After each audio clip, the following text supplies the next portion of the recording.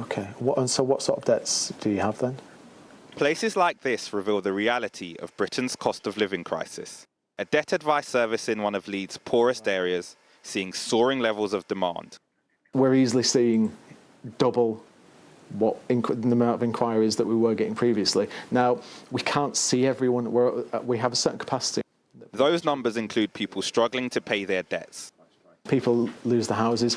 We do deal with clients who have eviction hearings, eviction orders, and we'll assist clients with that. We'll always make sure that a client is prioritising that. So the roof over your head is number one. That has to come first. In nearby Dewsbury, it's a similar story. Adam Wilby began to rely on this food bank when he was unemployed. You get people looking at you saying, why is he using the food bank? What's he done with his money, etc. and stuff, and it just makes me embarrassed. He works now, but still sometimes has to return.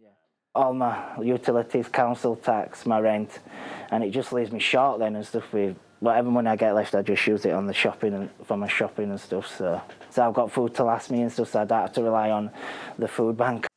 These growing pressures highlighted in the latest ONS figures on the cost of living crisis.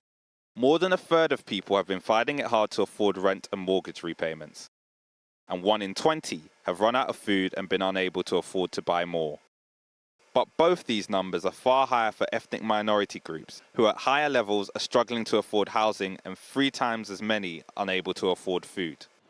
It's places like Bermontoft's in Leeds where that ethnic minority divide is felt. It's one of the most multicultural areas in the city, but also one of the poorest.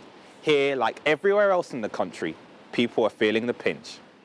Local councillors here are seeing the crisis devastate lives while affecting them too.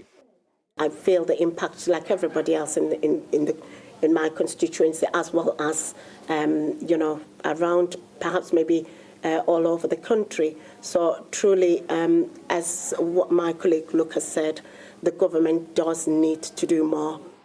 With the economic forecast bleak, those challenges will only worsen in communities like these. Shingi Marike, Sky News, Leeds.